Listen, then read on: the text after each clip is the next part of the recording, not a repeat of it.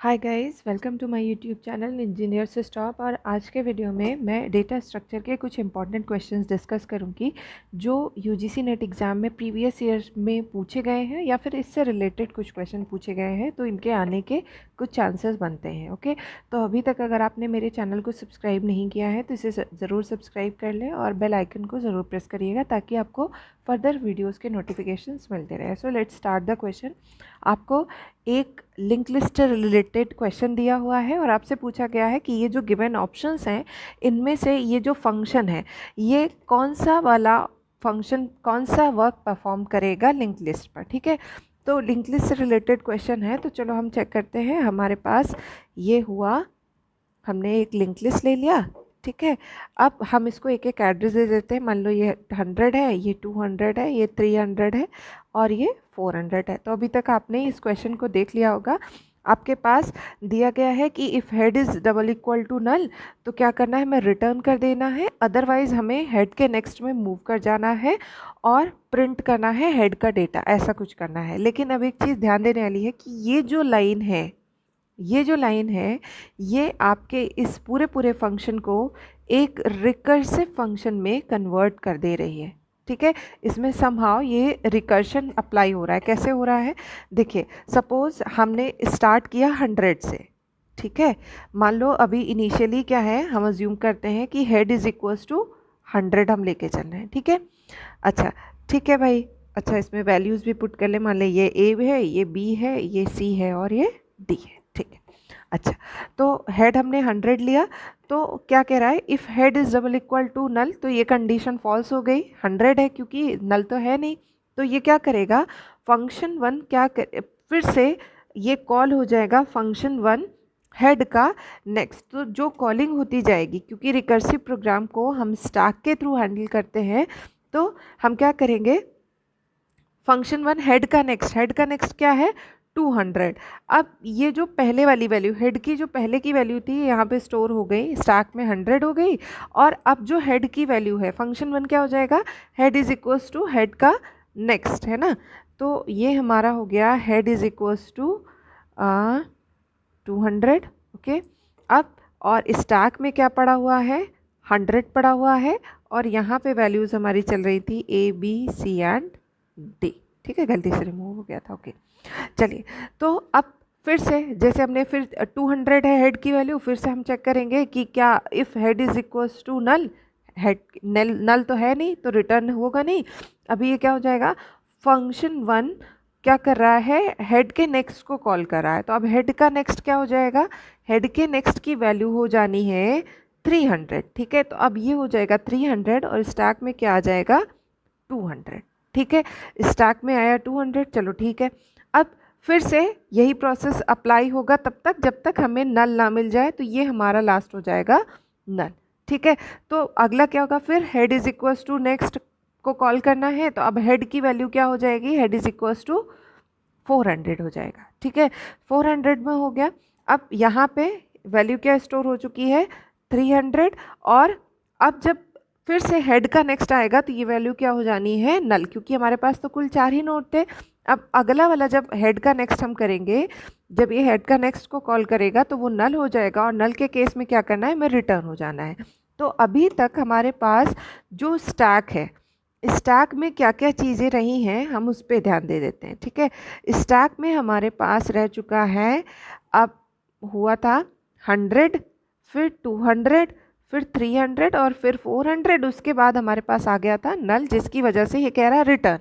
तो रिटर्न करेंगे तो स्टैक कैसे काम करता है, लास्ट इन फर्स्ट आउट। तो सबसे लास्ट में 400 आया था, तो 400 के साथ हमें देखना है, ये हमारा है 400, 300, 200।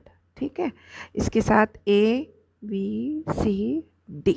ठीक, अब रिटर्न करेंगे, इसके साथ हमारे पास एक प्रिंटफ स्टेटमेंट है, इसको भी हम एग्जीक्यूट कराते चलेंगे। ठीक है ना, तो क्या करना है, ये कह रहा है प्रिंटफ %d हेड का डेटा। तो अब हम जब रिटर्न करने चले तो 400 का डेटा क्या है, डी, तो सबसे पहले क्या प्रिंट हो जाएगा, डी। फिर हम अगले पे आते हैं, अब ये हमारा यहाँ से रिमूव हो जाएगा, अगली वैल्यू हमारी क्या हो जाएगी, 300। अब 300 के साथ डेटा पोर्शन क्या है according to this line, data है हमारा C, तो ये C को प्रिंट करेगा, फिर हमें रिटर्न करना है, तो फिर हम यहाँ रिटर्न करेंगे। तो अब यहाँ पे क्या वैल्यू है 200, 200 का डेटा क्या है B, तो ये हो जाएगा हमारा B। और फिर जब हम रिटर्न करेंगे तो अभी हमारा हेड की वैल्यू क्या हो गई 100, और ये क्या प्रिंट कर देगा ए। तो अगर मैं इसको थोड़ा सा क्लियर करके बताऊँ, एक बार रिपीट करूँ, तो क्योंकि फंक्शन जो है हमारा ये रिकर्सिव था, तो इसने हेड जो था इनिशियल 100 से स्टार्ट किया। ठीक है, सबसे पहले स्टैक में हमारा 100 चला गया, फिर 200 आया, फिर 300 आया, फिर 400 आया, और इसके बाद हमारा ये वैल्यू नल हो गया और ये कह रहा है रिटर्न। तो जब हम रिटर्न करेंगे तो एक स्टेटमेंट हमारे इस प्रोग्राम का भी लेफ्ट है जो क्या कह रहा है हेड का डेटा। ठीक, अब हेड हमें क्या वैल्यू देगा, हम स्टैक को चेक करेंगे, स्टैक में क्या पड़ा हुआ है 400, 400 का डेटा क्या है हमने बताया था D। ठीक है, D को प्रिंट करेगा। अब ये यहाँ पहुँचेगा, फिर अगला हेड की वैल्यू क्या हो जाएगी, हेड की वैल्यू हो जाएगी 300, तो इसके साथ C था, फिर B और फिर A। मीन्स ये हमारा लास्ट लीफो पे काम करता जाएगा। 400 से हम 300 के डेटा को प्रिंट करेंगे, फिर 200 के डेटा को और 400 के डेटा को। तो इसका मतलब ये जो फंक्शन है ये क्या कर रहा है, this function prints all nodes of link list in reverse order. So option B is correct answer. Okay okay, चलिए अब हम नेक्स्ट क्वेश्चन पे आते हैं। कह रहा है what value does function mystery return when called with a value of 4। ठीक है, तो ये भी हमारा रिकर्सिव प्रोग्राम है, इसको दूसरे तरीके से करके बताते हैं। तो ये क्या कर रहा है कि ये फंक्शन क्या कर रहा है, एक इफ़ कंडीशन लगी हुई है, नंबर अगर लेस और इक्वल टू 1 होता है तो ये रिटर्न करेगा 1, अदरवाइज ये एक फंक्शन को कॉल कर ले रहा है फिर से। ठीक है, चलिए हम क्या कह रहे हैं, कह रहा है मिस्ट्री। ओके, तो मिस्ट्री शॉर्ट में लिख ले रहे हैं, मान लो हम इसको M कर दे रहे हैं मिस्ट्री को, और क्या कह रहा है वैल्यू ऑफ 4। चलो 4 हमें सबसे पहले इसको कॉल किया, तो ये वाली कंडीशन तो सेटिस्फाई होगी नहीं, तो हमें रिटर्न क्या करना होगा, रिटर्न करेंगे नंबर। नंबर की वैल्यू क्या है 4 इंटू, अब मिस्ट्री में क्या जाएगा नंबर -1, तो नंबर की वैल्यू क्या थी 4, return 4 into mystery means M, 3। इसी तरह अब ये M3 जो है ये किसको कॉल करेगा, ये कॉल करेगा 3 इंटू M2, फिर M2 किसको कॉल करेगा 2 इंटू M1। यही तो करेंगे ना। देखिए हम क्या कह रहे हैं कि जब भी ये मिस्ट्री एक फंक्शन है, ठीक है, ये कॉल कर रहा है, अगर कंडीशन 1 है तो ये 1 रिटर्न करेगा, मतलब नंबर की वैल्यू 1 है तो ये 1 रिटर्न करेगा, अदरवाइज ये क्या करेगा नंबर इंटू, फिर से फंक्शन कॉल करेगा नंबर -1 पे। ठीक है, तो 4 के लिए जब कॉल किया तो इसने क्या किया 4 इंटू M3, फिर 3 के लिए कॉल किया 3 इंटू M2, फिर 2 के लिए कॉल किया तो 2 इंटू M1। अब हम 1 पे आ गए हैं, तो M1 की वैल्यू क्या हो जाएगी, 1 के लिए क्या होता है रिटर्न 1, तो ये वाला वैल्यू हमारा क्या हो जाएगा 2 इंटू M1, 2 इंटू 1, तो इसकी वैल्यू हमारी हो जानी है, अब ये रिटर्न करेगा 2। ठीक है, M2 की वैल्यू क्या हुई 2। ओके, तो M2 की वैल्यू 2 ही। M3 की वैल्यू क्या हो गई 3 इंटू 2, तो M3 की वैल्यू हो जाएगी 6, हम वहाँ रिप्लेस करते जाते हैं, M3 की वैल्यू हो गई 6। अब ये कह रहा है रिटर्न 4 इंटू 6, मतलब ये क्या हो जाएगा 24। एक बार मैं फिर से इसको एग्जीक्यूट करके बताती हूँ, मेरे ख्याल से अगर वैसे आप रिपीट कर सकते हैं बट स्टिल देखिए, मिस्ट्री M4 को हमने कॉल किया, ठीक है, अब ये फंक्शन कह रहा है 4 इंटू M3। ठीक है, फिर हमने क्या किया M3 के लिए हम क्या करेंगे 3 इंटू M2, ओके, और M2 के लिए क्या करेंगे 2 इंटू M1, और जैसे ही M1 हुआ, M1 के लिए हमें रिटर्न मिलेगा 1, तो ये हो जाएगा 2 इंटू 1। 2 इंटू 1 अगर हुआ तो इसकी वैल्यू 2 हो गई, मतलब M2 की वैल्यू हमें क्या मिल जाएगी 2।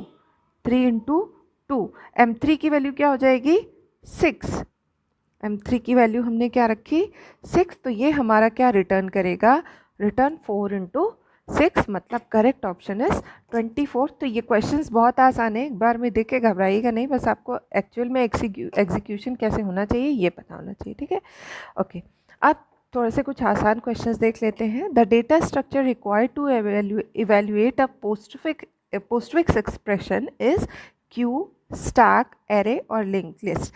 तो पोस्टफिक्स एक्सप्रेशन को इवेल्युएट करने के लिए हमें कौन से डेटा स्ट्रक्चर की ज़रूरत होती है? तो करेक्ट ऑप्शन है स्टैक। आपको स्टैक के जब आपने एप्लीकेशंस या यूजेज पढ़े होंगे तो आपको उसमें बताया गया होगा। And next question is the data structure required to check whether an expression contains balanced parenthesis is. तो इसका भी सही जवाब है स्टैक, ठीक है। So correct option is this, और इसके लिए भी आपका जो सही ऑप्शन है वो है स्टैक। अगले क्वेश्चन पे आते हैं। This is totally based on complexity. और एक चीज़ मैं और ऐड करना चाहूँगी कि आपने डेटा स्ट्रक्चर एंड एल्गोरिथम्स में जितने भी क्वेश्चंस पढ़े होंगे, जो भी आपने एल्गोरिथम्स पढ़ी होंगी, आप उनकी कॉम्प्लेक्सिटी को बहुत अच्छे से समझ लीजिएगा, क्योंकि इस तरह से मैचिंग कराने वाले क्वेश्चंस बहुत सारे आते हैं। मैंने पहले की वीडियो में भी एक इससे रिलेटेड ऐड किया था, और ये एक और है, ठीक है। चलिए अब हम देखते हैं कि कैसे इसको मैच करना है। तो बकेट शॉर्ट का एल्गोरिथम क्या, सॉरी कॉम्प्लेक्सिटी क्या होता है? Order of N. Okay, matrix chain multiplication का जो वो होता है कॉम्प्लेक्सिटी, होता है order of N cube. Huffman codes का कॉम्प्लेक्सिटी एन लॉग एन होता है। और एक ऑप्शन बच रहा है ऑल पेयर शॉर्टेस्ट पाथ, इसका ये होता है वैसे वी क्यूब। यहाँ पे ऐसा लिखा हुआ है, बहरहाल क्यों लिखा है पता नहीं। ऑल पेयर शॉर्टेस्ट पाथ का जो कॉम्प्लेक्सिटी होता है वो ऑर्डर ऑफ वी क्यूब, ठीक है। That's all for today. तो अगर आपको वीडियो पसंद आया हो तो आप इसे लाइक करिएगा, फ्रेंड्स के साथ शेयर करिएगा, और अगर आपको मेरी वीडियोस पसंद आई हो तो मेरे चैनल को सब्सक्राइब करना बिल्कुल मत भूलिएगा। Thank you for watching. Thank you.